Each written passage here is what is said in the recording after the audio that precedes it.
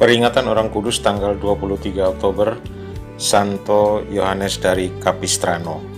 Santo Yohanes dari Capistrano dilahirkan di Italia 1386. Awalnya ia seorang pengacara dan gubernur di kota Perugia. Ketika para musuh yang menyerang kotanya menjeblosnya ke dalam penjara, Yohanes mulai berpikir tentang arti hidup yang sebenarnya. Para musuh politik Yohanes tidak ingin segera membebaskannya. Jadi Yohanes punya banyak waktu untuk menyadari bahwa hal yang paling penting adalah keselamatan jiwa. Ketika pada akhirnya sekonyong-konyong ia dibebaskan, Yohanes tidak pulang ke rumahnya, tapi ia masuk ke sebuah biara Fransiskan.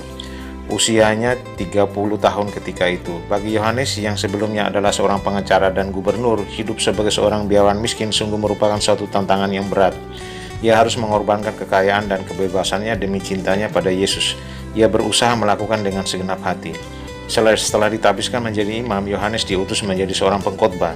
Ia dan Santo Bernardinus dari Siena yang tadinya adalah pembimbing nofisnya menyebarluaskan devosi kepada nama Yesus yang tersuci ke berbagai tempat.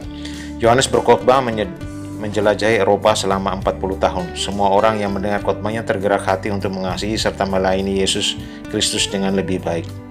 Suatu peristiwa terkenal dalam hidup Orang Kudus ini terjadi saat pengepungan dan pertempuran di kota Nandorfer, sekarang bernama kota Beograd, ibu kota dari negara Serbia Montenegro.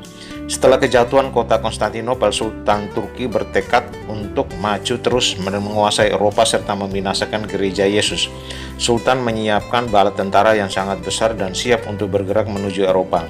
Melihat bahaya ini, Paus Kalistus II lalu mengutus Santo Yohanes dari Capistrano untuk pergi menghadap semua raja Kristen di Eropa dan meminta mereka agar dapat bersatu padu dalam menghadapi bahaya kehancuran yang akan datang dari pasukan Turki yang amat kuat. Para raja taat pada biarawan yang miskin serta bertelanjang kaki ini. Ia mengobarkan cinta mereka kepada Tuhan serta menyemangati mereka dengan kata-katanya yang berapi-api. Pada musim panas 1456, Santo Yohanes Capistrano yang saat itu berusia 70 tahun ikut berbaris bersama Raja Hungaria Huyadi Janos dan para ksatria Eropa memimpin sekitar 57.000 tentara Kristen menuju medan perang. Saat peperangan berlangsung, kelihatan sekali bahwa tentara Kristen terdesak dan akan segera dihancurkan oleh bala tentara Turki yang berkekuatan lebih dari 100.000 orang dan dengan perlengkapan perang yang jauh lebih modern. Pasukan Turki saat itu langsung dipimpin oleh Sultan Muhammad II. Pada saat-saat kritis, itulah Santo Yohanes hanya dengan berjubah Fransiskan dan bertelanjang kaki lari ke garis depan untuk membakar semangat pasukannya agar terus bertempur. Dengan mengangkat salibnya tinggi-tinggi, orang tua yang kurus kecil ini terus berteriak, "Menang Yesus, menang!" Dan para laskar Kristen itu pun merasa jauh lebih bersemangat dari sebelumnya. Mereka terus bertempur hingga melukai Sultan Muhammad II. Dalam keadaan terluka, sang sultan dan pasukannya kemudian lari tunggang-langgang kembali ke Konstantinopel.